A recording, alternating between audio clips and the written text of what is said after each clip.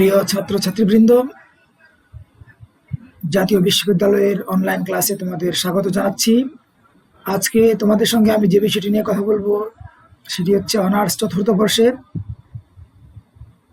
Globalization, regionalism and international financial institutions. এই কোর্সের একটি অত্যন্ত গুরুত্বপূর্ণ প্রত্যয় ইন্টারন্যাশনাল মনিটারি ফান্ড বা আন্তর্জাতিক মুদ্রা তহবিল, সংক্ষেপে IMF। এই প্রত্যয়টির উপর আজকে তোমাদের সঙ্গে আমি আলোচনা করব। আশা করি তোমরা মনোযোগ দিয়ে শুনবে এবং তোমাদের মনোযোগ দিয়ে শোনার সঙ্গে বিষয়টিকে ভালো করে বুঝবার বিষয়টি সম্পৃক্ত রয়েছে। আমি তোমাদের সঙ্গে রয়েছি মোহাম্মদ আশরাফুল আজিজ, সহকারী অধ্যাপক, রাষ্ট্রবিজ্ঞান বিভাগ, ব্রাহ্মণবাড়িয়া সরকারি কলেজ।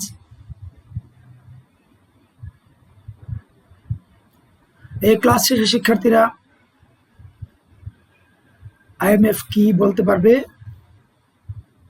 IMF এর সাংগঠনিক কাঠামো বলতে পারবে, IMF এর লক্ষ্য ও উদ্দেশ্য বলতে পারবে, IMF এর ঋণ দান পদ্ধতি বলতে পারবে, IMF এর কার্যাবলী বলতে পারবে।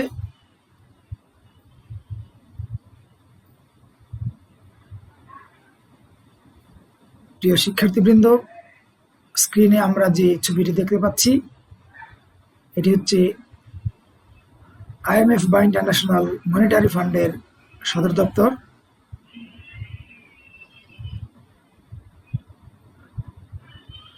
আন্তর্জাতিক মুদ্রা তহবিল দ্বিতীয় বিশ্বযুদ্ধ পরবর্তী বিশ্বের বিভিন্ন দেশকে বৈদেশিক ঋণ ও অভাবগ্রস্ততা থেকে মুক্তির জন্য আন্তর্জাতিক অর্থ তহবিলের জন্ম হয়। এই সংস্থাটি বিশ্বের ঋণ কবলিত অঞ্চলকে উন্নয়নের পথে এগিয়ে নিতে বিভিন্ন সময় নানান পদক্ষেপ গ্রহণ করেছে। বিশ্বব্যাংক দরিদ্র উন্নয়নশীল দেশকে ঋণ প্রদান করে মূলত ওই সকল দেশের উন্নয়নের লক্ষ্যে, কিন্তু আন্তর্জাতিক অর্থ তহবিল ঋণ দেয় ওইসব দেশকে যারা বৈদেশিক ঋণ পরিশোধ করতে সম্পূর্ণ ব্যর্থ হয়েছে এবং অর্থনৈতিকভাবে দিন দিন পিছিয়ে পড়ছে।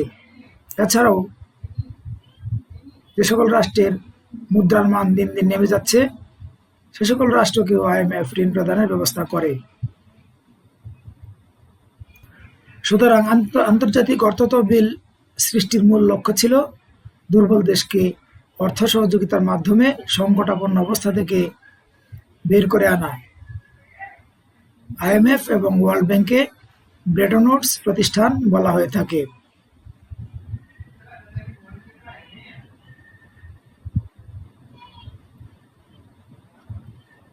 এক নজরে IMF বা international monetary fund.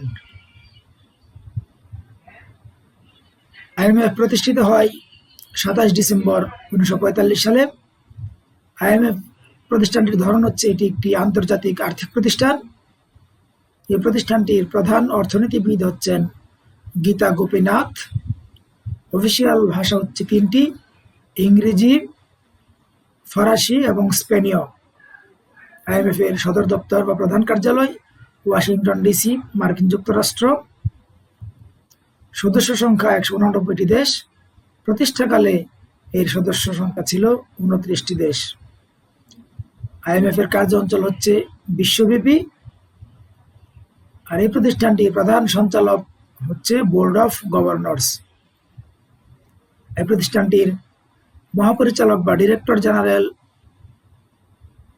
Managing director হচ্ছেন ক্রিস্টালিনা জর্জিয়েভা।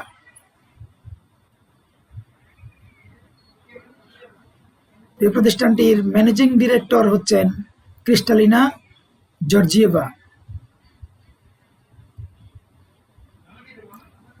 এই সকল তথ্যের তথ্যসূত্র হচ্ছে উইকিপিডিয়া। IMF এর সাংগঠনিক কাঠামো।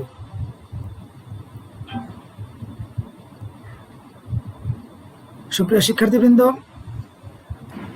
IMF এত বড় একটি আন্তর্জাতিক প্রতিষ্ঠান, তার সাংগঠনিক কাঠামো রয়েছে যেই প্রতিষ্ঠানগুলোর মাধ্যমে IMF আসলে তার কার্যক্রম সম্পাদন করে থাকে। আসলে আইএমএফ দুটি বোর্ডের মাধ্যমে পরিচালিত হয়। একটি হচ্ছে বোর্ড অফ গভর্নর্স আর একটি হচ্ছে নির্বাহী বোর্ড। এই বোর্ড অফ গভর্নর্সের আবার রয়েছে দুটি শাখা, একটি হচ্ছে আন্তর্জাতিক মুদ্রা এবং অর্থ তহবিলের উপদেষ্টা পরিষদ, আর একটি হচ্ছে উন্নয়ন কমিটি। আইএমএফ এর কিছু লক্ষ্য উদ্দেশ্য রয়েছে।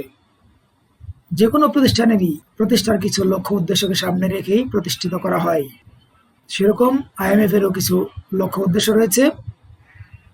প্রথম লক্ষ্য উদ্দেশ্য হচ্ছে বিশ্ব বাণিজ্য সম্প্রসারণ। দ্বিতীয় বিশ্বযুদ্ধের পরপর সমগ্র বিশ্ব যখন অত্যন্ত বিপর্যস্ত অবস্থায় ছিল, যুদ্ধের ফলস্বরূপ, যুদ্ধের কারণে যখন বিভিন্ন দেশে ধ্বংসলীলা সাধিত হয়েছিল, সঙ্গত কারণেই আন্তর্জাতিক বাণিজ্যের ক্ষেত্রেও ব্যাপক মাত্রায় ঘাটতি দেখা দিয়েছিল। আন্তর্জাতিক বাণিজ্য নানা ক্ষেত্রেই হতে পারেনি। সে সকল ক্ষেত্রে এই সকল ঘাটতি কাটিয়ে কিভাবে বিশ্বব্যাপী বাণিজ্যকে সম্প্রসারণ করা যায়, এই লক্ষ্য উদ্দেশ্যকে সামনে রেখে ইন্টারন্যাশনাল মনিটারি ফান্ড বা আইএমএফ প্রতিষ্ঠিত হয়েছিল। দ্বিতীয় লক্ষ্য উদ্দেশ্য হচ্ছে সহযোগিতা বৃদ্ধি। যেহেতু দ্বিতীয় বিশ্বযুদ্ধ চলাকালীন সময়ে সকল রাষ্ট্রের মধ্যে বিশ্বব্যাপী যুদ্ধ সংঘটিত হওয়ার ফলে পারস্পরিক অনাস্থার বিষয়টি বিদ্যমান ছিল, রাষ্ট্রগুলোর মধ্যে পারস্পরিক সহযোগিতার বিষয়টি একদমই কাঙ্ক্ষিত পর্যায়ে ছিল না। কারণ পরস্পর বিরুদ্ধে যুদ্ধে লিপ্ত থাকায়, অনাস্থা থাকায় সহযোগিতার ক্ষেত্রটি কোনোভাবেই প্রসারিত হতে পারেনি। বৈরিতা এবং বিরোধিতাই তখন বেশি সামনে চলে এসেছিল। এই সকল বৈরিতা এবং বিরোধিতাকে পেছনে ফেলে প্রত্যেকটি রাষ্ট্র কিভাবে পরস্পরকে সহযোগিতার হাত বাড়িয়ে দিতে পারে, এই সহযোগিতাকে বৃদ্ধি করবার মানসে আইএমএফ প্রতিষ্ঠিত হয়েছিল দ্বিতীয় বিশ্বযুদ্ধের পরপরই। বাণিজ্য ভারসাম্য রক্ষা আরেকটি গুরুত্বপূর্ণ লক্ষ্য উদ্দেশ্য। তৃতীয় বিশ্বের স্বল্পোন্নত ও উন্নয়নশীল দেশগুলো এমনিতেই অর্থনৈতিক অবস্থা নাজুক ছিল। তারপর দীর্ঘদিন যাবৎ বিশ্বযুদ্ধ চলার কারণে তাদের দারিদ্র্যের মাত্রা আরো বেড়ে গিয়েছিল। বাণিজ্যিক ক্ষেত্রে প্রচন্ড পরিমাণ খারাপ অবস্থা দেখা দিয়েছিল। এই সময় উন্নত দেশগুলো যেহেতু ঔপনিবেশিক রাষ্ট্র ছিল, তারা বিভিন্ন রকম শোষণ এবং বঞ্চনার মাধ্যমে, দখলদারিত্বের মাধ্যমে তাদের অর্থনৈতিক সমৃদ্ধি অর্জন করেছিল। কিন্তু তৃতীয় বিশ্বের স্বল্পোন্নত এবং উন্নয়নশীল দেশগুলোর অর্থনৈতিক অবস্থা খুবই খারাপ ছিল এবং বাণিজ্যিক ক্ষেত্রে প্রচন্ড পরিমাণ ঘাটতির মধ্যে ছিল। এই বাণিজ্যিক ঘাটতি থেকে কিভাবে তৃতীয় বিশ্বের স্বল্পোন্নত এবং উন্নয়নশীল দেশগুলোকে তুলে এনে বাণিজ্যিক ভারসাম্য প্রতিষ্ঠা করা যায় বিশ্বব্যাপী, সেইটি করবার লক্ষ্য উদ্দেশ্য নিয়ে আইএমএফ বা আন্তর্জাতিক মুদ্রা তহবিল প্রতিষ্ঠিত হয়েছিল। সুষম উন্নয়ন নিশ্চিত করাও ছিল আইএমএফ প্রতিষ্ঠার একটি অত্যন্ত উল্লেখযোগ্য লক্ষ্য উদ্দেশ্য। উন্নয়নশীল রাষ্ট্রগুলোতে সাধারণভাবে এমনিতে উন্নয়ন কর্মকাণ্ড খুব কম হয়ে থাকে। যে সকল ক্ষেত্রে উন্নয়ন হয়, সেই সকল উন্নয়নের মধ্যে সুষম অবস্থা বিরাজ করতে দেখা যায় না। এক্ষেত্রে তৃতীয় বিশ্বের পিছিয়ে পড়া দেশগুলোর রাষ্ট্রের পরিচালক বৃন্দের নানা কারণে অদক্ষতা থাকে, তাদের অর্থনৈতিক লক্ষ্য উদ্দেশ্য যথাযথভাবে যুগোপযোগী হয় না, তাদের কর্মকাণ্ডের মধ্যেও অনেক ক্ষেত্রেই অদক্ষতা এবং সমস্যা থাকতে দেখা যায়। এই সকল ক্ষেত্রে কিভাবে উন্নয়নশীল দেশগুলোকে সুষম উন্নয়নের দিকে এগিয়ে নিয়ে যাওয়া যায়, আইএমএফ এই লক্ষ্য উদ্দেশ্যকে সামনে রেখে আইএমএফ প্রতিষ্ঠিত হয়েছিল। ঋণ প্রদান আইএমএফ প্রতিষ্ঠার আরেকটি উল্লেখযোগ্য লক্ষ্য উদ্দেশ্য। যেহেতু ল্যাটিন আমেরিকা, আফ্রিকা এবং এশিয়ার অধিকাংশ দেশ স্বল্পোন্নত এবং উন্নয়নশীল এবং তারা যথেষ্ট অর্থনৈতিক দুরবস্থার মধ্যে তখনও ছিল, এখনো রয়েছে, এ সকল দেশগুলোকে কিভাবে অর্থনৈতিক সমৃদ্ধির পথে এগিয়ে নিয়ে যাওয়া যায়, কি ধরনের সহযোগিতা দিলে তারা আন্তর্জাতিক বাণিজ্যের ক্ষেত্রে, আন্তর্জাতিক লেনদেনের ক্ষেত্রে সামনের দিকে এগিয়ে যেতে পারবে, এই উদ্দেশ্য লক্ষ্যকে সামনে রেখে তাদেরকে ঋণ দানের মাধ্যমে অর্থনৈতিক সমৃদ্ধি অর্জনের পথে সহযোগিতা করবার জন্য এই লক্ষ্য উদ্দেশ্যকে সামনে রেখে, অর্থাৎ ঋণ দানের লক্ষ্য উদ্দেশ্যকে সামনে রেখে IMF প্রতিষ্ঠিত হয়েছিল। বিনিময় মূল্যের স্থিতিশীলতা একটি গুরুত্বপূর্ণ লক্ষ্য উদ্দেশ্য। বিশ্বব্যাপী মুদ্রার বিনিময় মূল্য সবসময় যেন স্থিতিশীল রাখা যায়, সেই লক্ষ্য উদ্দেশ্যকে সামনে রেখে IMF প্রতিষ্ঠিত হয়েছিল। কারণ বিনিময় মূল্য যদি স্থিতিশীল না থাকে, মুদ্রার বিনিময় মূল্য খুব বেশি মাত্রায় যদি অস্থিতিশীল থাকে, তাহলে যে কোনো সময় একটি স্বল্পোন্নত উন্নয়নশীল দেশের অর্থনীতি কলাপস করতে পারে এবং অস্থিতিশীল অবস্থা রাষ্ট্রের অভ্যন্তরে বিরাজ করতে পারে।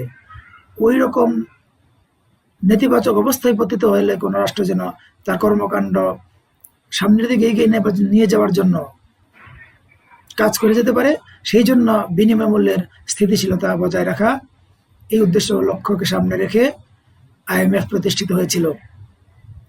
বাজার অর্থনীতির প্রবর্তন, এটি একটি অত্যন্ত গুরুত্বপূর্ণ লক্ষ্য উদ্দেশ্য। IMF আসলে এমন একটি আন্তর্জাতিক প্রতিষ্ঠান যেটিকে এককভাবে আলোচনা করা যায়, কিন্তু তার কার্যক্রম, প্রতিষ্ঠার লক্ষ্য উদ্দেশ্য, এই সকল কোনো কিছুই একটি প্রতিষ্ঠানের মধ্য থেকে দেখলে হবে না। বিশ্বব্যাপী পুঁজিবাদকে প্রতিষ্ঠিত করবার যে প্রচেষ্টা দ্বিতীয় বিশ্বযুদ্ধের পর থেকে চলছিল, সেই লক্ষ্যকে সামনে রেখে বাজার অর্থনীতিকে কিভাবে প্রসারিত করা যায়, বাজার অর্থনীতিকে প্রবর্তন করে কিভাবে এটিকে সামনের দিকে এগিয়ে নিয়ে যাওয়া যায়, এই লক্ষ্য উদ্দেশ্যকে সামনে রেখে IMF প্রতিষ্ঠিত হয়েছিল। মুদ্রার বিনিময়ের ক্ষেত্রে ভারসাম্য রক্ষা, মুদ্রার বিনিময়ের ক্ষেত্রে ভারসাম্য রক্ষা IMF প্রতিষ্ঠার একটি অন্যতম লক্ষ্য উদ্দেশ্য। একটি রাষ্ট্রের মুদ্রা অন্য একটি রাষ্ট্রের মুদ্রার সঙ্গে যেন বিনিময় করা সহজভাবে করতে পারা যায় এবং কোনো একটি রাষ্ট্রের মুদ্রা যেন অন্য রাষ্ট্রের মুদ্রার সঙ্গে মিলে যেতে না পারে বা মার্চ করতে না হয়, সেই উদ্দেশ্য লক্ষ্যকে সামনে রেখে আন্তর্জাতিক মুদ্রা তহবিল বা IMF প্রতিষ্ঠিত করা হয়। মোট দেশজ উৎপাদন বৃদ্ধি, IMF এমন একটি আন্তর্জাতিক অর্থনৈতিক প্রতিষ্ঠান বা আন্তর্জাতিক অর্থ তহবিল যেটি প্রত্যেকটি সদস্যভুক্ত রাষ্ট্রকে নানাভাবে সহযোগিতা করে থাকে যেন উক্ত রাষ্ট্রটির মোট দেশজ উৎপাদন বৃদ্ধি পায়। কারণ অর্থনৈতিক উন্নয়নের একটি বড় পূর্ব শর্ত হচ্ছে দেশজ উৎপাদন বৃদ্ধি। যদি দেশজ উৎপাদন বৃদ্ধি না হয়, শুধুমাত্র আমদানি নির্ভর কোনো রাষ্ট্রের পক্ষে উন্নয়নের কাঙ্ক্ষিত লক্ষ্য অর্জন করা সম্ভব হয় না। ঋণ পরিশোধের জন্য আর্থিক সাহায্য প্রদান, IMF যে লক্ষ্য উদ্দেশ্য সামনে নিয়ে প্রতিষ্ঠিত হয়েছে তার মধ্যে এটি অত্যন্ত উল্লেখযোগ্য একটি লক্ষ্য উদ্দেশ্য। অর্থাৎ কোনো একটি উন্নয়নশীল রাষ্ট্র বা স্বল্পোন্নত রাষ্ট্র যখন তার অর্থনৈতিক কর্মকাণ্ড পরিচালনা করবার জন্য বিশ্ব ব্যাংক বা অন্যান্য আন্তর্জাতিক অর্থনৈতিক প্রতিষ্ঠান থেকে ঋণ গ্রহণ করে, যখন সেই রাষ্ট্রটি তার ঋণ পরিশোধে অপারগ হয়ে যায়, অর্থাৎ গৃহীত ঋণের সুদ পরিশোধ করতে অক্ষম হয়ে পড়ে, সেই অবস্থায় IMF উক্ত রাষ্ট্রকে ঋণ পরিশোধের জন্য আর্থিক সাহায্য দিতে এগিয়ে আসে, যেন তাদের কাছ থেকে ঋণ নিয়ে অন্যান্য বিশ্ব ব্যাংক বা অন্যান্য আর্থিক প্রতিষ্ঠান থেকে গৃহীত ঋণ পরিশোধ করতে পারে। এই ক্ষেত্রে ঋণ পরিশোধের সক্ষমতা অর্জন করবার লক্ষ্য উদ্দেশ্যকে সামনে রেখে IMF প্রতিষ্ঠিত হয়েছিল। কর্মসংস্থান ও অর্থনৈতিক অগ্রগতিতে সাহায্য দান, IMF প্রতিষ্ঠিত হওয়ার এটি একটি লক্ষ্য উদ্দেশ্য যে সদস্যভুক্ত রাষ্ট্রগুলো তাদের দেশে কর্মসংস্থান এবং অর্থনৈতিক অগ্রগতিতে যেভাবে কাজ করে যাচ্ছে, সেই ক্ষেত্রে IMF তাদেরকে যথাযথ সাহায্য সহযোগিতা, পরামর্শ, লজিস্টিক সাপোর্ট এসবের মাধ্যমে তার সদস্য রাষ্ট্রগুলোকে, বিশেষ করে উন্নয়নশীল এবং স্বল্পোন্নত রাষ্ট্রগুলোকে কর্মসংস্থান ও অর্থনৈতিক অগ্রগতিতে সাহায্য দান করবার লক্ষ্য উদ্দেশ্য নিয়ে আইএমএফ প্রতিষ্ঠিত হয়। প্রিয় শিক্ষার্থীবৃন্দ, যে কোনো প্রতিষ্ঠা যেমন কিছু লক্ষ্য উদ্দেশ্য থাকে, ঠিক একইভাবে এই লক্ষ্য উদ্দেশ্যকে বাস্তবায়ন করবার জন্য একটি প্রতিষ্ঠানকে অনেক কার্যাবলী সম্পাদন করতে হয়। একইভাবে আইএমএফ এরও অনেকগুলি লক্ষ্য উদ্দেশ্য রয়েছে, আমরা ইতিমধ্যে জেনেছি, এবং এই লক্ষ্য এবং উদ্দেশ্যগুলিকে বাস্তবায়ন করবার জন্য আইএমএফকে অনেক কার্যাবলী সম্পাদন করতে হয়। আমরা এখন দেখব আইএমএফ কি কি কার্যাবলী সম্পাদন করে থাকে। আইএমএফ এর কার্যাবলীর মধ্যে প্রথম কাজ হচ্ছে বিশ্ব বাণিজ্য বর্ধিতকরণ। বিশ্বব্যাপী বাণিজ্যিক কার্যক্রম পরিচালনার জন্য আইএমএফ এর গুরুত্বপূর্ণ ভূমিকা রয়েছে এভাবে: কোনো একটি স্বল্পোন্নত বা উন্নয়নশীল দেশ যখন তার বাণিজ্যিক কার্যক্রম পরিচালনার ক্ষেত্রে, আন্তর্জাতিক লেনদেনের ক্ষেত্রে আর্থিক কোনো সমস্যার সম্মুখীন হয়, সেক্ষেত্রে আইএমএফ উক্ত রাষ্ট্রটির পাশে আর্থিক সাহায্য নিয়ে এগিয়ে আসে, যেন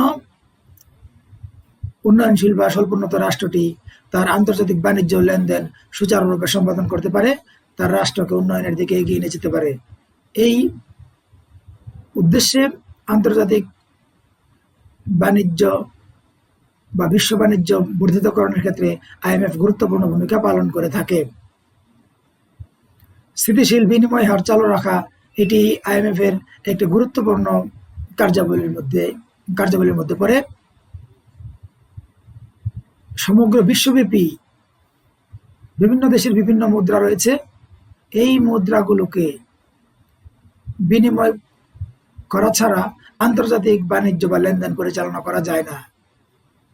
এই আন্তর্জাতিক বাণিজ্য স্থিতিশীলভাবে পরিচালনা করবার জন্য স্থিতিশীল বিনিময় হার একটি অত্যন্ত গুরুত্বপূর্ণ বিষয়। এই স্থিতিশীল বিনিময় হার চালু রাখার ক্ষেত্রে আইএমএফ অত্যন্ত গুরুত্বপূর্ণ ভূমিকা পালন করে থাকে। মুদ্রার অবমূল্যায়ন রোধ, আইএমএফ যত কাজ করে তার মধ্যে একটি উল্লেখযোগ্য কাজ হচ্ছে বিশ্বব্যাপী মুদ্রার অবমূল্যায়ন রোধ করা। যদিও কোনো একটি রাষ্ট্রের মুদ্রা অবমূল্যায়ন করবার এখতিয়ার প্রধানত সংশ্লিষ্ট রাষ্ট্রীয় কর্তৃপক্ষেরই থাকে, তবু এটির ক্ষেত্রে আইএমএফ বা আন্তর্জাতিক মুদ্রা তহবিল অত্যন্ত গুরুত্বপূর্ণ ভূমিকা পালন করে এভাবে যে একটি রাষ্ট্র তার মুদ্রা অবমূল্যায়ন করে তখন যখন তার আন্তর্জাতিক বাণিজ্যের ক্ষেত্রে মুদ্রা অবমূল্যায়নের মাধ্যমে সুবিধা ভোগ করতে পারে। কিন্তু একটি রাষ্ট্র ইচ্ছা মতো যেন তার মুদ্রা অবমূল্যায়ন, অর্থাৎ যত খুশি তত অবমূল্যায়ন করবে মুদ্রার, এমনটি যেন করতে না পারে, এই জন্য আন্তর্জাতিক মুদ্রা তহবিল একটি বিশেষ সিলিং সেট করে দিয়েছে।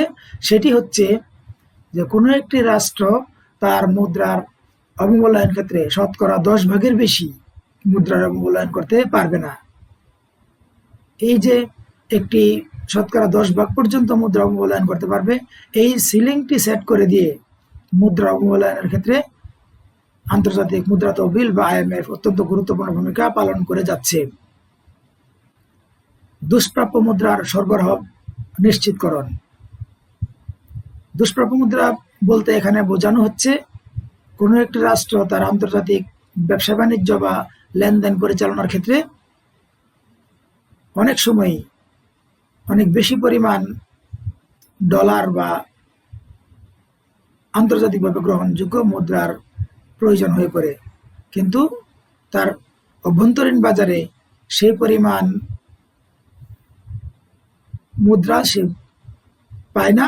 যখন ওই মুদ্রাটা পায় না, অর্থাৎ যখন কোনো একটি উন্নয়নশীল বা স্বল্পোন্নত রাষ্ট্র তার আন্তর্জাতিক ব্যবসায় বা লেনদেন পরিচালনার ক্ষেত্রে যথেষ্ট পরিমাণ ডলার যদি না পায়, সে স্বর্ণের মানদণ্ডে ডলার কিনবার চেষ্টা করে, তখনও যদি সেই ডলারটি না পাই,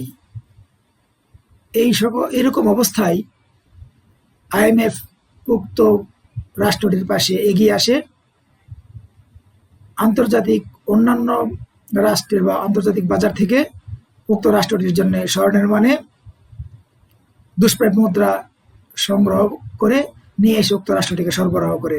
এভাবে আন্তর্জাতিক ব্যবসা বাণিজ্য বা লেনদেন পরিচালনার ক্ষেত্রে অত্যন্ত গুরুত্বপূর্ণ ভূমিকা পালন করে থাকে। স্বল্পকালীন ঋণ মঞ্জুর করা এটি একটি অত্যন্ত গুরুত্বপূর্ণ কাজ যেটি IMF সম্পাদন করে থাকে।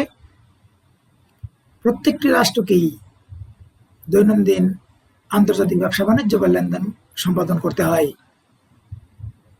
কখনো এমন হয় যে এই লেনদেন বা ব্যবসা বাণিজ্য পরিচালনার ক্ষেত্রে কখনো কখনো আর্থিক ঘাটতি বা আর্থিক সামর্থ্যের কমতি দেখা যায়। এই অবস্থায় IMF এগিয়ে আসে, স্বল্পকালীন ঋণ মঞ্জুর করে। সাধারণত স্বল্পোন্নত বা উন্নয়নশীল দেশগুলো এরকম আর্থিক সংকটের সম্মুখীন হয় এবং এই সংকটকালীন স্বল্প মেয়াদে ঋণের ঢালা নিয়ে এগিয়ে আসে IMF, যেটি উক্ত রাষ্ট্রের আন্তর্জাতিক ব্যবসা বাণিজ্য বা লেনদেন পরিচালনার ক্ষেত্রে একটি ভালো ভূমিকা পালন করে থাকে। IMF এর আরেকটি গুরুত্বপূর্ণ কাজ হচ্ছে সমন্বয় সাধন। একটি রাষ্ট্র যেভাবে তার কার্যকলাপ সম্পাদন করে থাকে, এটি শুধু IMF এর সঙ্গেই নয়, একটি রাষ্ট্রকে অপরাপর রাষ্ট্রের সঙ্গে তার ব্যবসা বাণিজ্য লেনদেন পরিচালনা করতে হয়। অন্যান্য আন্তর্জাতিক অর্থনৈতিক প্রতিষ্ঠানের সঙ্গেও তার ব্যবসা বাণিজ্য বা লেনদেনের কিছু আর্থিক বিষয় সম্পৃক্ত বা সংযুক্ত থাকে। এই সকল ক্ষেত্রে বিভিন্ন আন্তর্জাতিক অর্থনৈতিক প্রতিষ্ঠান কিংবা অন্যান্য অপরাপর রাষ্ট্রগুলো যেগুলোর সঙ্গে তার ব্যবসা বাণিজ্য বা লেনদেনের কার্যক্রম পরিচালিত হচ্ছে, এই ক্ষেত্রে IMF একটি সমন্বয় সাধনের কাজ সম্পাদন করে থাকে। এই সমন্বয়ের মাধ্যমে একটি রাষ্ট্রের অপরাপর রাষ্ট্রগুলোর সঙ্গে আন্তর্জাতিক ব্যবসা বাণিজ্য বা লেনদেন পরিচালনার পথটি একটু সহজতর হয়ে থাকে এবং সহজভাবে উক্ত রাষ্ট্রটি তার কার্যক্রম সম্পাদন করে সামনের দিকে এগিয়ে যেতে পারে। IMF এর আরেকটি গুরুত্বপূর্ণ কাজ হচ্ছে পরামর্শ প্রদান করা। সাধারণভাবে IMF তার সকল সদস্যভুক্ত রাষ্ট্রকেই পরামর্শ দানের কাজটি করে থাকে, তবে বিশেষ করে এটি কেবল উন্নয়নশীল এবং স্বল্পোন্নত রাষ্ট্রের ক্ষেত্রেই প্রয়োজন হয়, কারণ IMF এর পরামর্শ দানের ক্ষেত্রে উন্নত রাষ্ট্রগুলোর পরামর্শ নেওয়ার কোনো প্রয়োজন হয় না, কারণ IMF পরিচালনার ক্ষেত্রে অনুঘটকের বা প্রভাবকের ভূমিকাই পালন করে থাকে উন্নত রাষ্ট্রগুলো। স্বল্পোন্নত বা তৃতীয় বিশ্বের উন্নয়নশীল রাষ্ট্রগুলো IMF থেকে নানা ধরনের পরামর্শ নিতে বাধ্য হয়ে পড়ে। কারিগরি পরামর্শ, আর্থিক পরামর্শ, নীতিগত পরামর্শ, এই সকল পরামর্শ দিয়ে IMF গুরুত্বপূর্ণ ভূমিকা পালন করে থাকে। IMF এর আরেকটি উল্লেখযোগ্য গুরুত্বপূর্ণ কাজ হচ্ছে স্পেশাল ড্রয়িং রাইটস বা SDR সুবিধা প্রদান।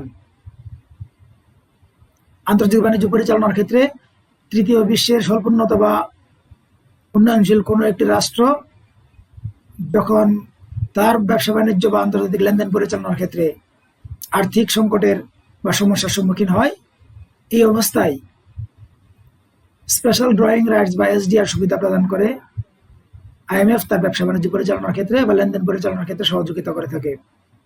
প্রিয় শিক্ষার্থীবৃন্দ, SDR বা স্পেশাল ড্রয়িং রাইটস কথাটি আমরা এইভাবে বুঝতে পারি: কোনো একটি রাষ্ট্র আন্তর্জাতিক ব্যবসা বাণিজ্য বা লেনদেন পরিচালনার ক্ষেত্রে যখন আর্থিক সংকটের বা সমস্যার সম্মুখীন হয়, তখন IMF এর তহবিল থেকে সে তার প্রয়োজনীয় পরিমাণ অর্থ ঋণ হিসাবে দ্রুততম সময়ের মধ্যে গ্রহণ করতে পারে এবং IMF এই ঋণটি নিয়ে এগিয়ে আসে উক্ত রাষ্ট্রটির ব্যবসা বাণিজ্য সহজতর করে পরিচালনা করবার জন্য, যেন উক্ত রাষ্ট্রের মধ্যে কোনো রকম অস্থিতিশীলতা তৈরি না হয়। তবে এই স্পেশাল ড্রয়িং রাইটসের ক্ষেত্রে একটি রাষ্ট্র সেই পরিমাণ অর্থ ঋণ হিসাবে পেতে পারে, এটি নির্ধারিত হবে উক্ত রাষ্ট্রটি IMF এর ক্ষেত্রে যে রেশিওতে চাঁদা প্রদান করে, অর্থাৎ তার চাঁদা প্রদানের রেশিওর উপর ভিত্তি করে সে স্পেশাল ড্রয়িং রাইটসের মাধ্যমে সেই অনুপাতে ঋণটি সে IMF এর কাছ থেকে পেতে পারে। এটি IMF উন্নয়নশীল এবং স্বল্পোন্নত দেশগুলোকে এই সুবিধাটি দিয়ে থাকে। এটি একটি গুরুত্বপূর্ণ কাজ যেটি IMF আন্তর্জাতিক বাণিজ্য পরিচালনা বা লেনদেন পরিচালনার ক্ষেত্রে উন্নয়নশীল দেশগুলোকে প্রদান করে থাকে। উদ্বৃত্ত মুদ্রা ক্রয়। শিক্ষার্থীবৃন্দ, তোমরা ইতিমধ্যে জেনেছ যে দুষ্প্রাপ্য মুদ্রা প্রাপ্তির ক্ষেত্রে IMF যেমন উন্নয়নশীল রাষ্ট্রগুলোকে সহযোগিতা করে থাকে, একইভাবে কোনো বাজারে বা কোনো রাষ্ট্রে যখন মুদ্রার উদ্ধৃত অবস্থা দেখা যায়, সেখানে যেন মুদ্রাস্ফীতি বা মূল্যস্ফীতি অনেক বেশি বেড়ে যেতে না পারে, কারণ মুদ্রাস্ফীতি বা মূল্যস্ফীতি অনেক বেশি যদি বেড়ে যায় সেক্ষেত্রে বাজারে অস্থিতিশীলতা দেখা দেয়। সেই অবস্থায় IMF উক্ত বাজার থেকে উদ্বৃত্ত মুদ্রাগুলি তুলে নেয়, ক্রয় করে নেয় এবং উক্ত রাষ্ট্রের বাজারকে স্থিতিশীলতা রাখতে সহযোগিতা করে। প্রিয় শিক্ষার্থীবৃন্দ, আমরা IMF এর লক্ষ্য উদ্দেশ্য জেনেছি, আমরা IMF এর কার্যাবলীর কথা জেনেছি। যে কোনো প্রতিষ্ঠানেরই তার কার্যাবলীর ক্ষেত্রে কম বেশি হোক সীমাবদ্ধতা থাকতে পারে। একইভাবে IMF এরও কার্যাবলীর মধ্যে অনেক সীমাবদ্ধতা রয়েছে।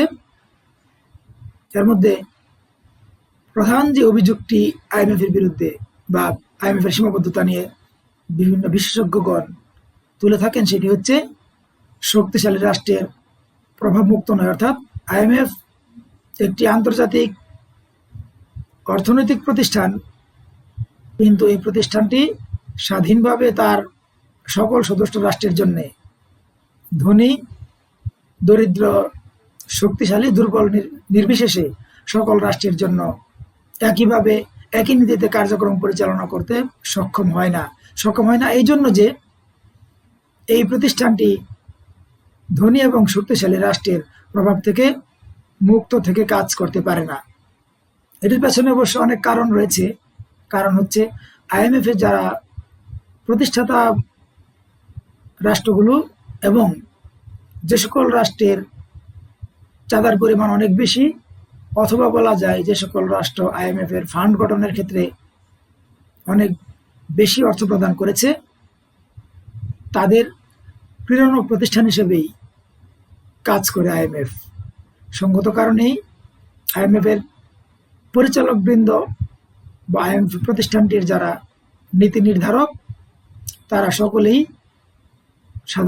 সাধারণত ওই সকল শক্তিশালী ধনী রাষ্ট্রগুলো থেকেই নিয়োগপ্রাপ্ত হন এবং এই জন্য IMF এর কর্মকাণ্ড পরিচালনার ক্ষেত্রে তারা শক্তিশালী রাষ্ট্রের প্রভাব থেকে মুক্ত থাকতে পারে না, মুক্ত হয়ে কোনো কাজ করতে পারে না। এটি IMF এর একটি বিরাট বড় সীমাবদ্ধতা।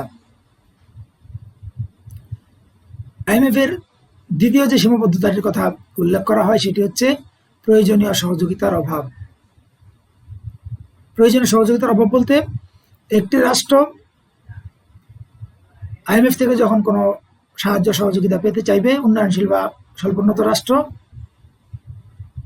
এটি প্রাপ্তির ক্ষেত্রে IMF তার কর্মকাণ্ড আমরা আগে উল্লেখ করেছি ধনী গরিব নির্বিশেষে যে একইভাবে পরিচালনা করতে পারে না। করবার যদি চেষ্টা করে, উন্নত ধনী রাষ্ট্রগুলো তাকে যথাযথভাবে সহযোগিতা করে না। যেহেতু তাদের উন্নত ধনী রাষ্ট্রগুলোর প্রভাব থেকে IMF মুক্ত নয় এবং তাদের সহযোগিতা ছাড়া যেহেতু IMF সামনের দিকে এগিয়ে যেতে পারে না, সেই জন্য প্রয়োজনীয় সহযোগিতা ওখান থেকে পায় না। এই প্রয়োজনীয় সহযোগিতার অভাবে IMF তার কার্যাবলী যথার্থভাবে সমালোচনার ঊর্ধ্বে থেকে সম্পাদন করতে সক্ষম হয় না। IMF এর একটি অত্যন্ত দুর্ভাগ্যজনক সীমাবদ্ধতা হচ্ছে তহবিলের স্বল্পতা।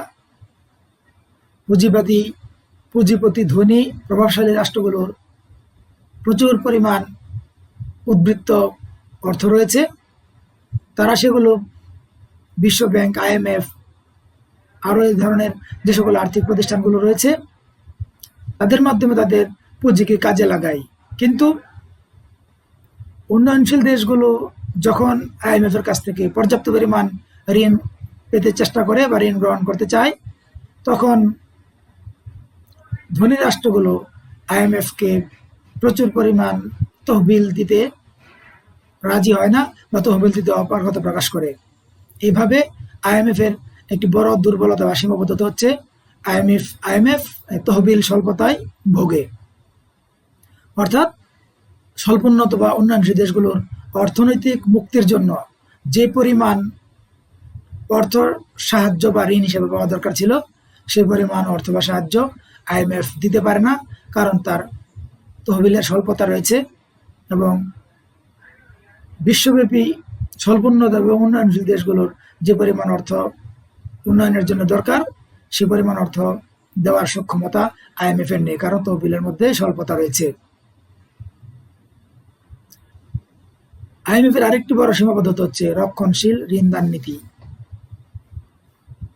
পৃথিবীতে সকল ব্যবস্থারই আধুনিকায়ন হচ্ছে।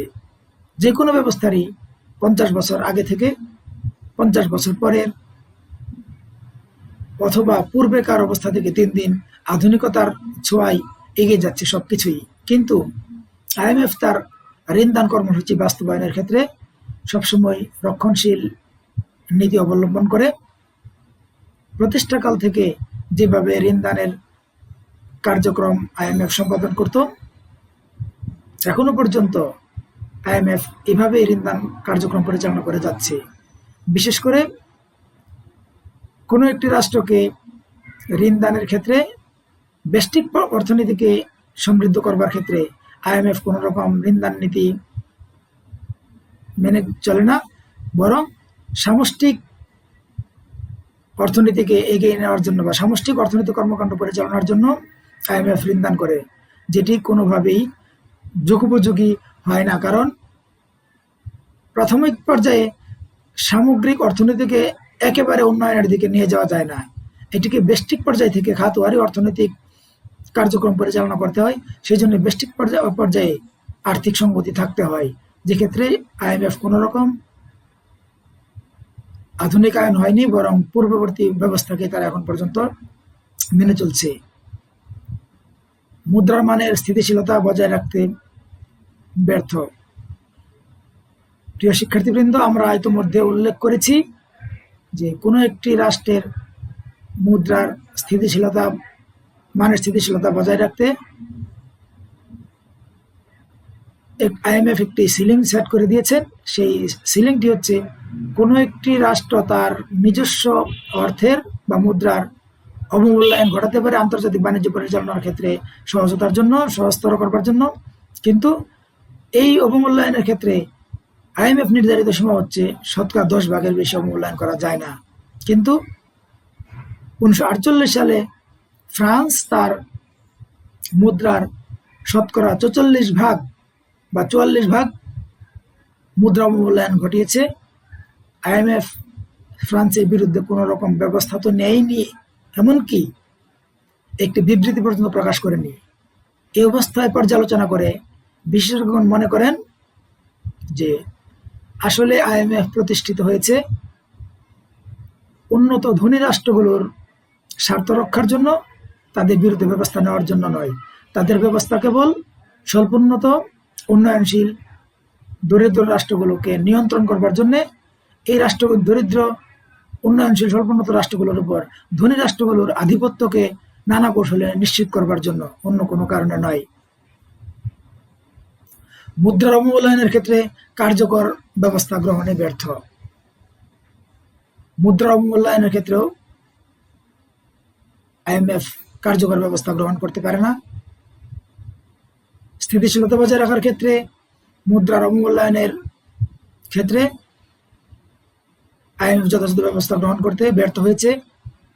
ইতিহাসের দিকে তাকালে আমরা তার অনেক দলিলপত্র দেখতে পাই। অভ্যন্তরীণ বিষয়ে হস্তক্ষেপ। আইএমএফ তার নানা রকম পলিসি বা নীতির মাধ্যমে উন্নয়নশীল এবং স্বল্পোন্নত রাষ্ট্রগুলোর অভ্যন্তরীণ বিষয়ে হস্তক্ষেপ করে থাকে। এই হস্তক্ষেপটি এমন নয় যে একটি রাষ্ট্র কোনো অর্থনৈতিক কর্মকাণ্ড পরিচালনা করতে যাচ্ছে, আইএমএফ সরাসরি সেখানে কোনো রকম বক্তব্য বা কাজ করে প্রভাব রেখেছে, এরকমটি নয়। বরং একটি স্বল্পোন্নত এবং উন্নয়নশীল রাষ্ট্র যখন কোনো একটি বিষয়ে তার নীতি প্রণয়ন করে উন্নয়নশীল রাষ্ট্রে পরিচালকবৃন্দ সরকারি, তাদের রাষ্ট্রের উন্নয়নের সূত্রটি কি হবে, কি প্রক্রিয়ায় অর্থনৈতিক কর্মকাণ্ড পরিচালনা করলে তার রাষ্ট্রে উন্নয়ন করা সম্ভব হবে, এই বিষয়টি সম্পর্কে নানা ধরনের নীতি প্রণয়ন এবং অবলম্বন করে থাকে। কিন্তু আইএমএফ যে সকল নীতিমালা তৈরি করে রাখে, এই নীতিমালাগুলি কোনোভাবেই উন্নয়নশীল রাষ্ট্রের নীতিমালার সঙ্গে সামঞ্জস্যপূর্ণ নয়, বরং বৈরিতার মুখোমুখি হয়। এই অবস্থায় উন্নয়নশীল রাষ্ট্রগুলোকে আইএমএফ এর গৃহীত নীতিকে মানতে বাধ্য করা হয়, সংশ্লিষ্ট রাষ্ট্রগুলোর গৃহীত নীতিকে ত্যাগ করতে বাধ্য করা হয়। এক্ষেত্রে দেখা যায় যে উক্ত উন্নয়নশীল রাষ্ট্রটি যে নীতি গ্রহণ করেছিল এটিকে বাতিল করে তাদের অর্থাৎ আইএমএফ এর শর্ত মোতাবেক নীতি গ্রহণ করতে হয়। এই রকম অভ্যন্তরীণ বিষয় হস্তক্ষেপের ফলে উন্নয়নশীল রাষ্ট্রগুলোর অনেক ক্ষেত্রেই ব্যাপক অর্থনৈতিক ক্ষতির সম্মুখীন হতে হয়েছে। উন্নয়নশীল, স্বল্পোন্নত বা অনুন্নত দেশের উন্নয়নে আইএমএফ এর ভূমিকা। আইএমএফ প্রতিষ্ঠার লক্ষ্য উদ্দেশ্যের মধ্যেই এটি রয়েছে যে বিশ্বে বাণিজ্যিক সম্প্রসারণ, সুষম উন্নয়ন এবং অনুন্নত দেশের অর্থনৈতিক উন্নয়নে বা উন্নয়নশীল দেশের অর্থনৈতিক উন্নয়নে ইতিবাচক ভূমিকা পালন। উন্নয়নশীল বা স্বল্পোন্নত দেশের বা অনুন্নত দেশের উন্নয়নে আইএমএফ নানা ধরনের কার্যক্রম বা ভূমিকা পালন করে যাচ্ছে। পুঁজিবাদী উৎপাদনকে উৎসাহ ও সাহায্য প্রদান। আইএমএফ তার কার্যক্রমের ক্ষেত্রে কোনো একটি রাষ্ট্রকে সাহায্য প্রদানের ক্ষেত্রে পুঁজিবাদী উৎপাদনকে উৎসাহ সাহায্য প্রদান করে থাকে, অর্থাৎ ব্যষ্টিক অর্থনৈতিক ক্ষেত্রগুলিতে তারা সাহায্য প্রদান না করে বরং সামষ্টিক অর্থনৈতিক ক্ষেত্রগুলিকে আইএমএফ সাহায্য করে থাকে। এটি হচ্ছে আইএমএফ এর পুঁজিবাদী উৎপাদনকে উৎসাহ এবং সাহায্য প্রদানের বিষয়। সহজ শর্তে ঋণ প্রদান। আইএমএফ তার সদস্য রাষ্ট্রগুলোর মধ্যে থেকে বিশেষ করে স্বল্পোন্নত বা উন্নয়নশীল রাষ্ট্রগুলোকে, যেহেতু নানা ধরনের অর্থনৈতিক সংকটের মধ্যে তারা ভোগে, এই জন্য অত্যন্ত সহজ শর্তে ঋণ দান করে থাকে, যাতে করে উন্নয়নশীল বা স্বল্পোন্নত রাষ্ট্রগুলো আন্তর্জাতিক ব্যবসা বাণিজ্য পরিচালনা এবং লেনদেনের ক্ষেত্রে তাদের কার্যক্রম সহজভাবে পরিচালনা করে সামনের দিকে এগিয়ে যেতে পারে। আন্তর্জাতিক বাণিজ্যের ক্ষেত্রে স্বল্পোন্নত বা উন্নয়নশীল দেশগুলোর অনেক আর্থিক সমস্যা বা সংকটের সম্মুখীন হতে হয়, বাজেট ঘাটতি থাকে। এই ক্ষেত্রে আইএমএফ তাদেরকে ঘাটতি পর্যালোচনা করে, অর্থাৎ আন্তর্জাতিক বাণিজ্যের ক্ষেত্রে একটি উন্নয়নশীল রাষ্ট্রের কী কী ধরনের সমস্যা রয়েছে, সেটির মাত্রা কী পরিমাণ, এইটির বিষয়গুলিকে পর্যালোচনা করে তারপর যৌক্তিক পর্যায়ে স্বল্পোন্নত দেশগুলোকে আইএমএফ ঋণ প্রদান করে থাকে। অবকাঠামোগত উন্নয়ন। উন্নয়নশীল রাষ্ট্রগুলোর যেহেতু আর্থিক অসঙ্গতি বা সমস্যা রয়েছে, তাদের পক্ষে উন্নয়ন কার্যক্রম পরিচালনার ক্ষেত্রে অর্থের অপ্রতুলতাকে ভোগ করতে হয়, ফেস করতে হয়। এখনো পর্যন্ত উন্নয়নশীল দেশগুলোর, বিশেষ করে ল্যাটিন আমেরিকা, আফ্রিকা এবং এশিয়ার উন্নয়নশীল দেশগুলোর পক্ষে তাদের অবকাঠামোগত যথাযথ বা কাঙ্ক্ষিত উন্নয়ন সাধিত হয়নি। তাদের উন্নয়নের ক্ষেত্রে বা অবকাঠামোগত উন্নয়নের ক্ষেত্রে আর্থিক সাহায্য বা সহযোগিতা নিয়ে এগিয়ে আসে আইএমএফ। টেকসই উন্নয়ন সাধন। উন্নয়নশীল দেশগুলোর জন্য আইএমএফ যত রকম সহযোগিতা করে থাকে, তার মধ্যে এটি একটি গুরুত্বপূর্ণ ভূমিকা যে টেকসই উন্নয়নের ক্ষেত্রে আইএমএফ ইতিবাচক ভূমিকা পালন করে থাকে। এটি এইভাবে যে উন্নয়নশীল রাষ্ট্রগুলো তাদের কাঙ্ক্ষিত সকল রকম উন্নয়ন কর্মকাণ্ড পরিচালনা করতে সক্ষম হয় না আর্থিক অপ্রতুলতার বা স্বল্পতার কারণে। যা উন্নয়ন কার্যক্রম সম্পাদিত হয় তাও যথেষ্ট পরিমাণে টেকসই নয়, যেহেতু কারিগরি জ্ঞানের অভাব থাকে, দুর্নীতি থাকে, আরও নানা কারণে উন্নয়নশীল রাষ্ট্রগুলোর পক্ষে টেকসই উন্নয়ন সাধন সম্ভব হয় না।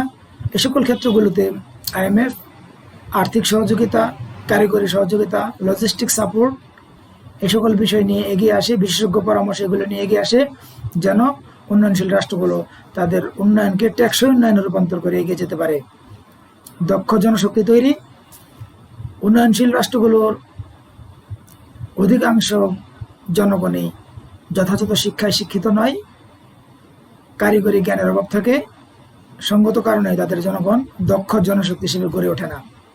এই সকল ক্ষেত্রে আইএমএফ উন্নয়নশীল রাষ্ট্রগুলোকে সহযোগিতা করে থাকে যেন তাদের জনগণকে দক্ষ জনশক্তি হিসেবে তৈরি করা যায়, কারণ দক্ষ জনশক্তি না হলে কোনোভাবেই উন্নয়নের কাঙ্ক্ষিত মহাসড়কে ওঠা সম্ভব নয়।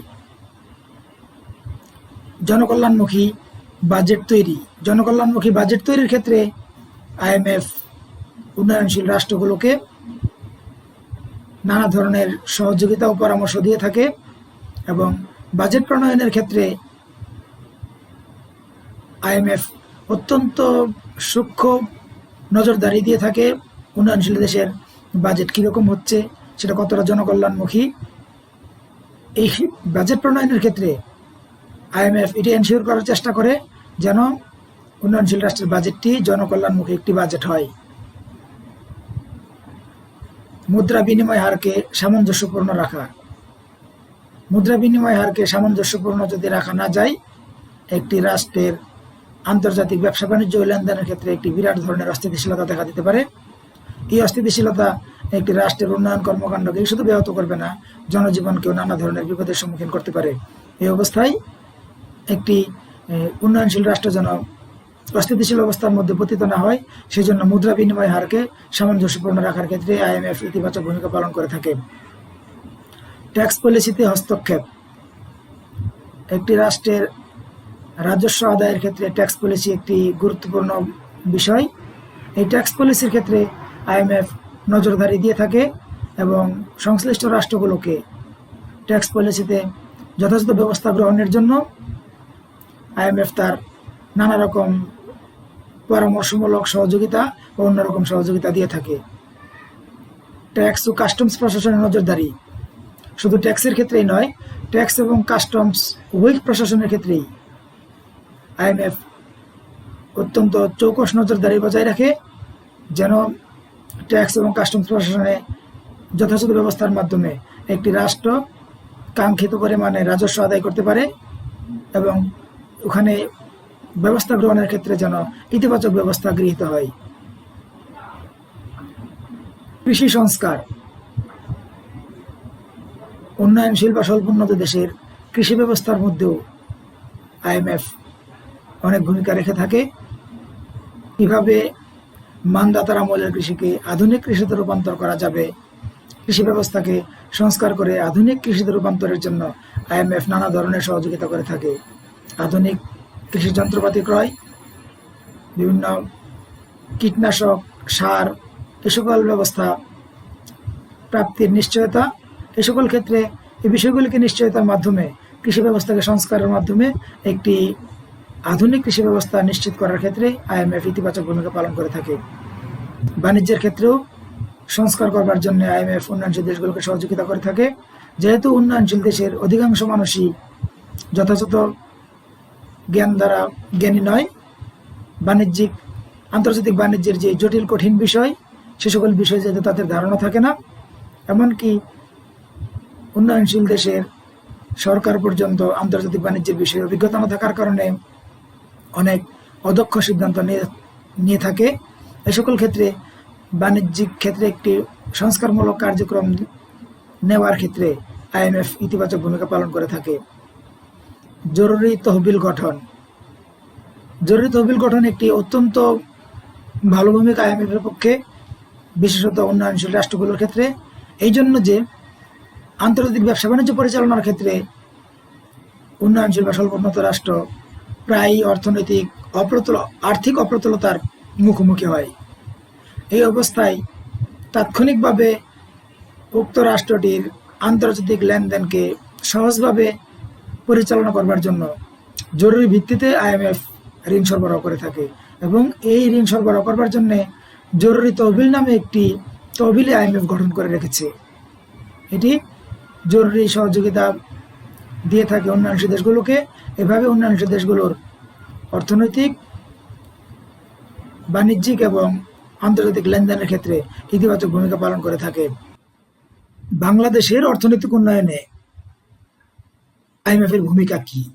আমরা প্রিয় শিক্ষার্থীবৃন্দ, উন্নয়নশীল দেশের অর্থনৈতিক উন্নয়নে, উন্নয়নশীল বা অনুন্নত বা স্বল্পোন্নত দেশের অর্থনৈতিক উন্নয়নে IMF এর কি ভূমিকা সেটি আমরা বলেছি, সীমাবদ্ধতা বলেছি। বাংলাদেশের অর্থনৈতিক উন্নয়নে IMF কি ভূমিকা রাখে আমরা একটু দেখে নেব। বাংলাদেশের অর্থনৈতিক উন্নয়নে IMF বেশ কিছু ভূমিকা পালন করে থাকে।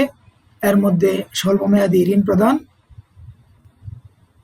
বাংলাদেশ তার অর্থনৈতিক কর্মকাণ্ড পরিচালনার জন্য, বিশেষ করে আন্তর্জাতিক ব্যবসা বাণিজ্য এবং লেনদেন পরিচালনার ক্ষেত্রে যখন অর্থনৈতিক সমস্যার বা সংকটের সম্মুখীন হয়, তখন IMF স্বল্পমেয়াদী ঋণ দিয়ে তার আন্তর্জাতিক ব্যবসা বাণিজ্য এবং লেনদেন পরিচালনার ক্ষেত্রে সহায়তা প্রদান করে থাকে।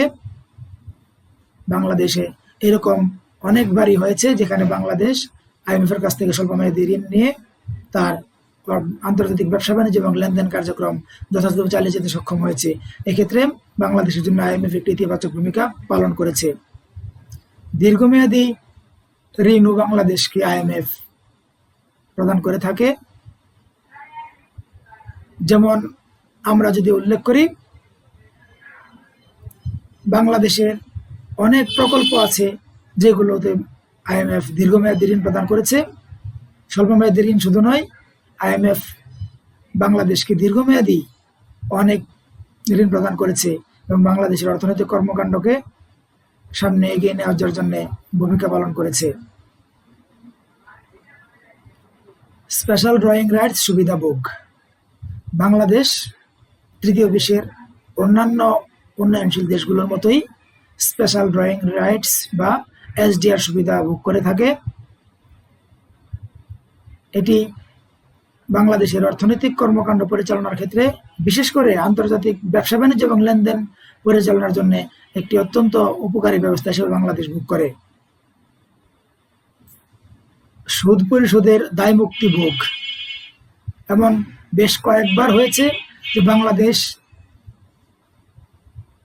তার আন্তর্জাতিক ব্যবসা বাণিজ্য পরিচালনা এবং লেনদেন পরিচালনার জন্য যে ঋণ গ্রহণ করেছে, সেই ঋণের সুদ পরিশোধ করা বাংলাদেশের পক্ষে সম্ভব হয়নি এবং এই ঋণের সুদ পরিশোধের জন্য বাংলাদেশ দায় মুক্তি চেয়েছে এবং IMF তাদেরকে, মানে বাংলাদেশকে সেই সুদ পরিশোধের ক্ষেত্রে দায় মুক্তি দিয়েছে। এভাবে বাংলাদেশের অর্থনৈতিক উন্নয়নে IMF একটি ইতিবাচক ভূমিকা পালন করেছে।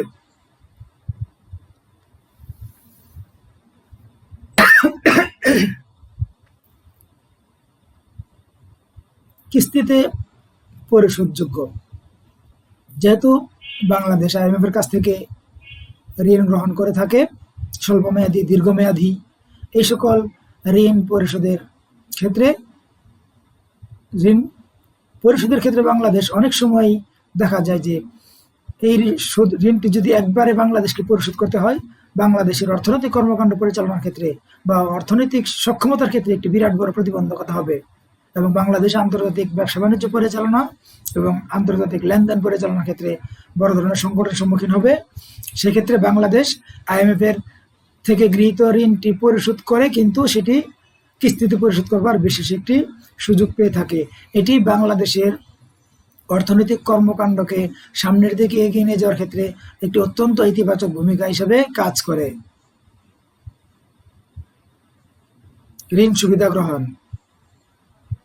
বাংলাদেশ তার উন্নয়নশীল রাষ্ট্র হিসেবে তার ব্যবসা বাণিজ্য পরিচালনায়, অর্থনৈতিক কর্মকাণ্ড পরিচালনায়, বিশেষ করে বাজেট সংক্রান্ত অর্থনৈতিক কর্মকাণ্ড পরিচালনায় অনেক বেশি বাজেট ঘাটতির মধ্যে পড়ে থাকে এবং বিভিন্ন সেক্টর থেকে বাংলাদেশ ঋণ নেয়, অভ্যন্তরীণ এবং আন্তর্জাতিক বিভিন্ন সোর্স থেকে, উৎস থেকে বাংলাদেশ ঋণ নেয়। এইরকম অবস্থায় বাংলাদেশ IMF এর কাছ থেকেও ঋণ সুবিধা গ্রহণ করে থাকে। এইভাবে IMF বাংলাদেশের অর্থনৈতিক উন্নয়নে ইতিবাচক ভূমিকা পালন করে যাচ্ছে। প্রিয় শিক্ষার্থীবৃন্দ, বাংলাদেশ IMF এর কাছ থেকে নানা ধরনের সুবিধা ভোগ করে থাকে বা বাংলাদেশের অর্থনৈতিক উন্নয়নে IMF ইতিবাচক ভূমিকা পালন করে থাকে, এটি আমরা ইতিমধ্যে উল্লেখ করেছি। সবসময় IMF বাংলাদেশের অর্থনৈতিক উন্নয়নে ইতিবাচক ভূমিকাই পালন করে এটি সত্য নয়। বাংলাদেশের অর্থনীতিতে আইএমএফ এর অত্যন্ত নেতিবাচক ভূমিকাও আমরা দেখতে পাই। সেটি হচ্ছে ১ নম্বর, বাংলাদেশের অভ্যন্তরীণ নীতিতে হস্তক্ষেপ। শিক্ষার্থীবৃন্দ, আমরা ইতিমধ্যে বলেছি যে কোনো একটি রাষ্ট্র বা উন্নয়নশীল রাষ্ট্রগুলো তাদের অর্থনৈতিক উন্নয়নের জন্য কি ধরনের ব্যবস্থা গ্রহণ করা অধিক পরিমাণে সঙ্গত, এটি সংশ্লিষ্ট রাষ্ট্রের পরিচালকবৃন্দ বা তাদের অর্থনীতিবিদগণ বা তাদের বিশেষজ্ঞগণ ভালো বলতে পারবে।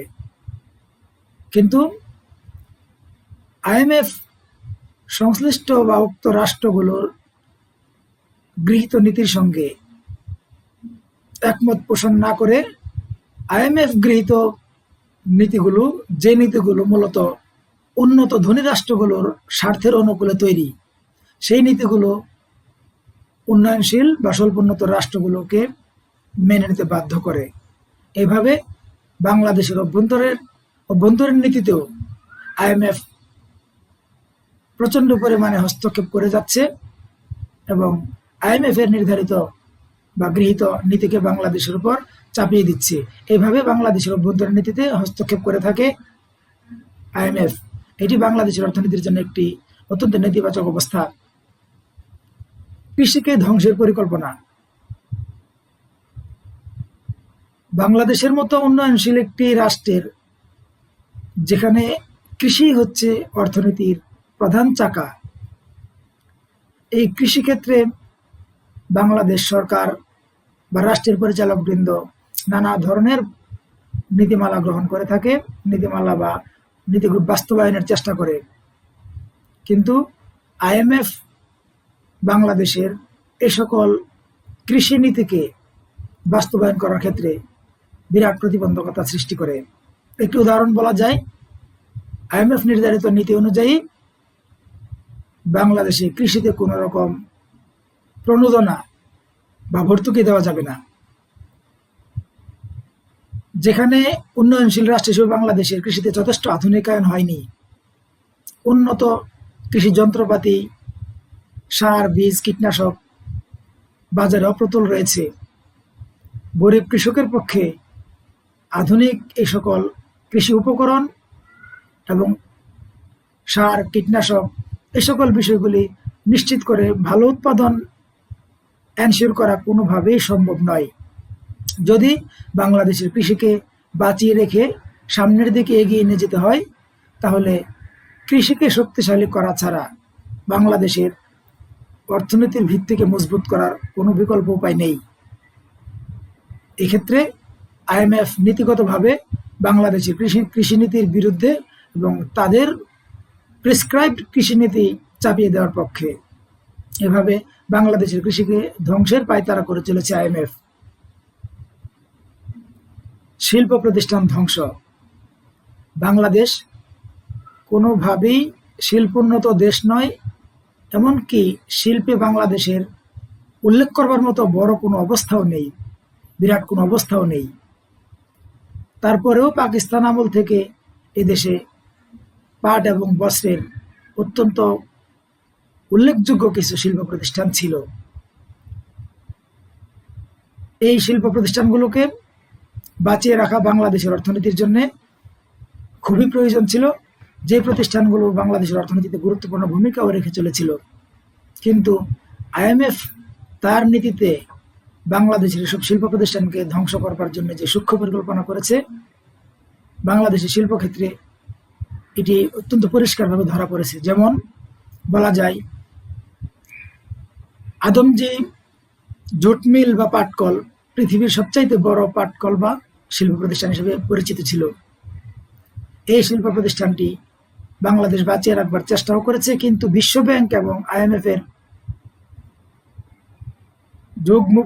যুগ্মভাবে, অর্থাৎ দুটি প্রতিষ্ঠান একই সঙ্গে বাংলাদেশের সরকারের উপর এমন চাপ প্রয়োগ করেছে, শেষ পর্যন্ত বাংলাদেশ সরকার এই প্রতিষ্ঠানগুলোকে বন্ধ করতে বাধ্য হয়েছে। অর্থাৎ তাদের নীতিকে মানতে যে এই প্রতিষ্ঠানগুলোকে টিকিয়ে রাখা সম্ভব হয়নি। এই জন্যে সবচেয়ে বড় শিল্প প্রতিষ্ঠান আদমজি পাটকল বন্ধ হয়ে গেছে। এমনকি গত কিছুদিন আগে পর্যন্ত তোমরা জানবে প্রিয় শিক্ষার্থীবৃন্দ, বেশ কয়েকটি পাটকল বন্ধ হয়ে গেছে। এই সবগুলি পাটকল বন্ধ হওয়ার পেছনে কেবল IMF, ওয়ার্ল্ড ব্যাংক এই সকল বৈশ্বিক অর্থনৈতিক প্রতিষ্ঠানগুলোর প্রত্যক্ষ বা পরোক্ষ চাপ কার্যকর ভূমিকা পালন করেছে। এভাবে বাংলাদেশের শিল্পকে ধ্বংস করছে তাদের নীতি এবং তাদের কাছ থেকে গৃহীত ঋণ নেওয়ার কারণে তারা এরকম শর্ত দিয়ে, কঠিন শর্ত দিয়ে আমাদেরকে এই অবস্থায় উপনীত করেছে।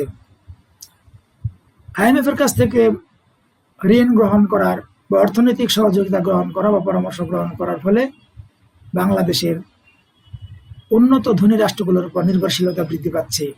অর্থাৎ আমরা তাদের উপর আমাদের অর্থনীতিকে নির্ভরশীল করে ফেলছি। এটি এই জন্য যে এমনভাবে উন্নয়নশীল রাষ্ট্রকে IMF ঋণ প্রদান করে থাকে, এটি একটি চক্রের মতো। এই চক্রটি থেকে বের হওয়া অত্যন্ত কঠিন একটি ব্যাপার। এই ঋণ দান প্রক্রিয়ার মাধ্যমে বাংলাদেশের অর্থনীতিকে একটি নির্ভরশীল অর্থনীতিতে পরিণত করার চেষ্টা করছে IMF। এভাবে আমাদেরকে একটি নির্ভরশীল অর্থনীতির রাষ্ট্রে পরিণত করবার চেষ্টায় তারা লিপ্ত রয়েছে। IMF এর আরেকটি নেতিবাচক প্রতিক্রিয়া হচ্ছে বিশ্বায়ন চাপিয়ে দেওয়া। প্রিয় শিক্ষার্থীবৃন্দ, তোমরা বিশ্বায়ন সম্পর্কে জেনেছ, জানো। বিশ্বায়ন হচ্ছে সমগ্র বিশ্বকে একটি ছোট বিশ্ব গ্রামে নিয়ে আসার চূড়ান্ত পরিকল্পনা, যেখানে সকল রাষ্ট্রকে একই ছাতার নিচে একটি বিশেষ ধরনের প্রতিযোগিতায় লিপ্ত হয়ে টিকে থাকতে হবে।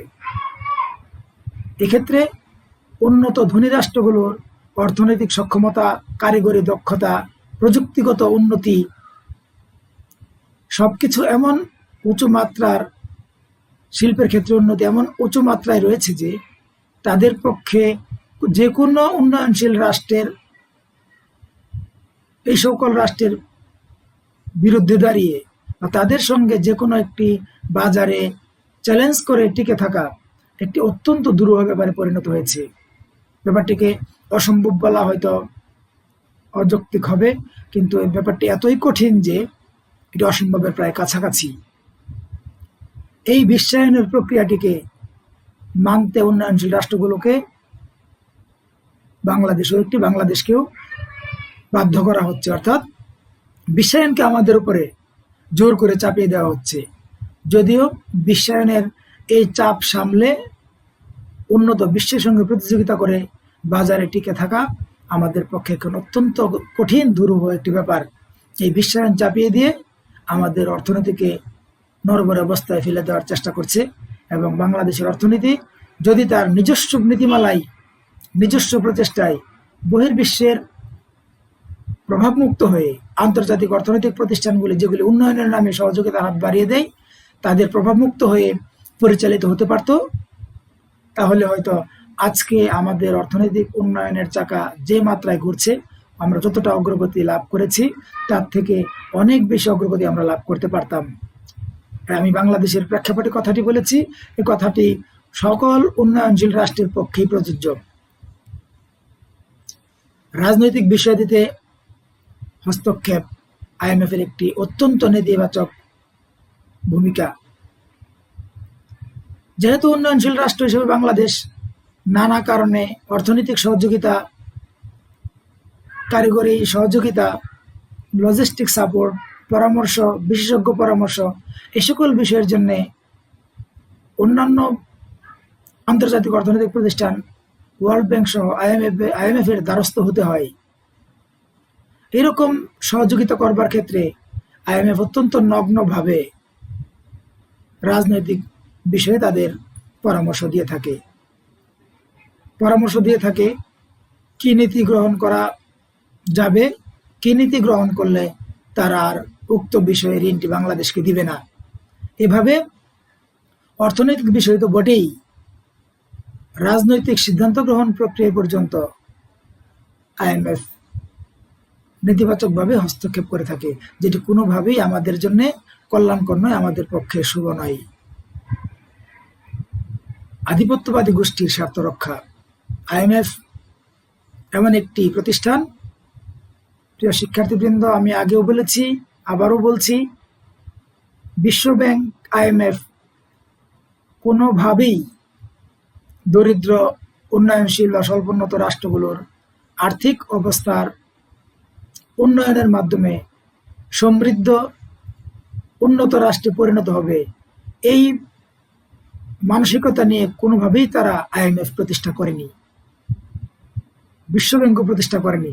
বরং তারা এই মানসিকতা নিয়েই বিশ্বব্যাংক সহ আইএমএফ বা অন্যান্য আর্থিক প্রতিষ্ঠানগুলি প্রতিষ্ঠা করেছে, যেন ধনী রাষ্ট্রগুলোর আধিপত্যকে উন্নয়নশীল অনুন্নত রাষ্ট্রগুলোর উপর নিশ্চিতভাবে প্রতিষ্ঠা করা যায়। এবং আধিপত্যবাদী গোষ্ঠীর স্বার্থ কিভাবে রক্ষিত হবে, এটাই হচ্ছে তাদের মূল পরিকল্পনা। এই পরিকল্পনাটিকে খুবই সুন্দর মুখোশ পরিয়ে ইতিবাচকভাবে তৃতীয় বিশ্বের সামনে তুলে ধরা, এটি আইএমএফের একটি কৌশলের মধ্যে পড়ে। এই ক্ষেত্রে মনে হতে পারে যে তারা আমাদের উন্নয়নের জন্য এরকম ব্যবস্থা গ্রহণ করেছে। বাস্তবতা কোনোভাবে এটি প্রদর্শন করে না, বরং আইএমএফের সকল কার্যাবলীর বিশ্লেষণে এটি বারবার প্রমাণিত হয় যে তারা আধিপত্যবাদী গোষ্ঠীর স্বার্থ রক্ষায় সক্রিয়, এবং এই আধিপত্যবাদী গোষ্ঠীর স্বার্থ কোথাও কোনোভাবে ক্ষুণ্ণ হলে আইএমএফ সেখান থেকে তার কার্যক্রম নিয়ে যেতে চায় না, বরং কার্যক্রম বন্ধ করে রাখে। আইএমএফ ভুক্ত দেশগুলোর, অর্থাৎ আইএমএফ এর সদস্য দেশগুলোর অনেক দায়বদ্ধতাও রয়েছে, যেমন তথ্য প্রদানে বাধ্যবাধকতা। আইএমএফ এর যে কোনো বিষয়ে একটি রাষ্ট্রকে, সদস্য রাষ্ট্রকে তার বাণিজ্যিক, বিশেষ করে আন্তর্জাতিক বাণিজ্যিক ক্ষেত্রে, লেনদেনের ক্ষেত্রে যে কোনো ধরনের তথ্য আইএমএফকে প্রদান করতে হবে। এটি আইএমএফ এর সদস্য দেশগুলোর জন্য একটি বিশেষ ধরনের বাধ্যবাধকতা রয়েছে। তথ্য সরবরাহ না করার বা লুকিয়ে রাখার কোনো সুযোগ নেই। বিনিময় কার্যক্রমে সীমাবদ্ধতা। আইএমএফ ভুক্ত সদস্য রাষ্ট্রগুলো তাদের মধ্যকার যে কোনো ধরনের বিনিময় কার্যক্রম পরিচালনার ক্ষেত্রে আইএমএফ নির্ধারিত নীতিমালাকে এড়িয়ে সেটি করবার কোনো সুযোগ নেই। সর্বদাই বিনিময় কার্যক্রমে আইএমএফ নির্ধারিত নীতির সীমার মধ্য থেকে তাকে কার্যক্রম পরিচালনা করতে হবে। এই বিনিময় কার্যক্রমের ক্ষেত্রে আইএমএফ সদস্যভুক্ত দেশগুলোর বিরাট সীমাবদ্ধতা রয়েছে। সংঘাতমূলক আচরণ পরিহার। আইএমএফ সদস্যভুক্ত একাধিক রাষ্ট্র যদি পরস্পরের সঙ্গে কোনো রকম সংঘাতে লিপ্ত হওয়ার কোনো অবস্থা তৈরি হয়, ওই রকম অবস্থায় কোনোভাবেই আইএমএফ সদস্যভুক্ত রাষ্ট্রগুলো পরস্পরের মধ্যে সংঘাতে লিপ্ত হতে পারবে না। এক্ষেত্রে এই সংঘাতমূলক পরিস্থিতিকে উত্তরণ করবার জন্য বা সংঘাতমূলক পরিস্থিতি থেকে বেরিয়ে আসবার জন্য আইএমএফ সামনে এগিয়ে এসে ভূমিকা পালন করবে, যেন কোনোভাবেই সংঘাত সংঘটিত না হয় বা সংঘাত চলে আসতে না পারে। এটি হচ্ছে সদস্য রাষ্ট্রগুলোর এক এক ধরনের দায়বদ্ধতা আইএমএফ এর প্রতি। বিনিময় হার প্রবর্তনে নিষেধাজ্ঞা। আইএমএফ সদস্যভুক্ত রাষ্ট্রগুলো নিজেদের মধ্যে মুদ্রার বা আন্তর্জাতিক লেনদেনের ক্ষেত্রে মুদ্রার কোনো রকম বিনিময় হার নির্ধারণ করতে পারবে না। কেবল আইএমএফ কর্তৃপক্ষই এক্ষেত্রে বিনিময় হার প্রবর্তনের একমাত্র কর্তৃপক্ষ বা অথরিটি। এখানে রাষ্ট্রগুলোর পক্ষে এরকম ব্যবস্থা গ্রহণ করার কোনো সুযোগ নেই। আইএমএফ কর্তৃক নির্ধারিত হারে স্বর্ণ ক্রয় বিক্রয় বাধ্যতামূলক। যেহেতু আন্তর্জাতিক বাণিজ্য এবং লেনদেনের ক্ষেত্রে ডলার এবং স্বর্ণের মান এগুলোর উপর ডিপেন্ড করতে হয়, আইএমএফ সদস্যভুক্ত কোনো দেশ তার আইএমএফ কর্তৃক নির্ধারিত হারে স্বর্ণ ক্রয় বিক্রয় করতে বাধ্য থাকবে। অন্য কোনো কর্তৃপক্ষ বা রাষ্ট্রের নির্ধারিত হারে তারা স্বর্ণ ক্রয় বিক্রয় করা তাদের পক্ষে সম্ভব হবে না। এটি হচ্ছে আইএমএফ সদস্যদের একটি বিরাট বড় দায়বদ্ধতা। এবং গতিবিধি নিয়ন্ত্রণ। আইএমএফ সদস্যভুক্ত দেশগুলো কিভাবে তার কার্যক্রম আন্তর্জাতিক পরিমণ্ডলে পরিচালনা করছে, বিশেষ করে ব্যবসা বাণিজ্য পরিচালনা, আর্থিক লেনদেনের ক্ষেত্রে বা আন্তর্জাতিক লেনদেনের ক্ষেত্রে এই সকল বিষয়ে সূক্ষ্মভাবে তাদের গতিবিধিকে নিয়ন্ত্রণ করা হয় এবং এই গতিবিধি নিয়ন্ত্রণের সীমার মধ্য থেকে সদস্যভুক্ত দেশগুলোকে তার কার্যক্রম পরিচালনা করতে হয়। এটি IMF বলে থাকে যে সদস্য রাষ্ট্রগুলোর উন্নয়নের জন্য এটা করা হয়। আসলে এটি হচ্ছে এই জন্যে করা হয় বলে অনেকের অভিযোগ যে উন্নয়নশীল বা স্বল্পোন্নত রাষ্ট্রগুলো যেন নিজস্ব কোনো নীতিমালার মাধ্যমে, নিজস্ব কার্যক্রমের মাধ্যমে যেন IMF বা উন্নত রাষ্ট্রগুলোর নিয়ন্ত্রণের বাইরে চলে যেতে না পারে, এটি আসলে করা হয়। সুপ্রিয় শিক্ষার্থীবৃন্দ, আমি আশা করি IMF সম্পর্কে এতক্ষণ ধরে আমরা যে আলোচনা করেছি তোমরা মনোযোগ দিয়ে শুনেছ এবং বুঝতে পেরেছ। IMF এর অনেক ইতিবাচক দিক রয়েছে, অনেক নেতিবাচক দিক রয়েছে। অনেক নেতিবাচক দিক থাকা সত্ত্বেও উন্নয়নশীল রাষ্ট্র হিসাবে সকল উন্নয়নশীল রাষ্ট্র বা বাংলাদেশ কেউই IMF বা আন্তর্জাতিক অর্থনৈতিক প্রতিষ্ঠানগুলোর কাছে দ্বারস্থ না হয়ে যেহেতু পারে না, সেই জন্য এই বিদ্যমান বাস্তবতায় IMF এর এই নেতিবাচক দিকগুলোকে কিভাবে মোকাবেলা করে আমরা আমাদের নিজস্ব অর্থনীতিকে এগিয়ে নিয়ে যাব, আমরা আমাদের সমৃদ্ধি এবং উন্নতিকে নিশ্চিত করব, এটি আসলে আমাদের নিজেদেরকে গ্রহণ করতে হবে। যতটা সম্ভব হবে ঋণ গ্রহণ না করে নিজস্ব অর্থনীতিকে সমৃদ্ধ করে দেশজ উৎপাদনকে বৃদ্ধি করে স্বাধীন সোনার বাংলা প্রতিষ্ঠার লক্ষ্যে আমাদের সকলকে সম্মিলিত প্রয়াস নিয়ে কাজ করে যেতে হবে, এই আশাবাদ ব্যক্ত করছি। সুপ্রিয় শিক্ষার্থীবৃন্দ, সবাইকে সাথে থাকার জন্য ধন্যবাদ।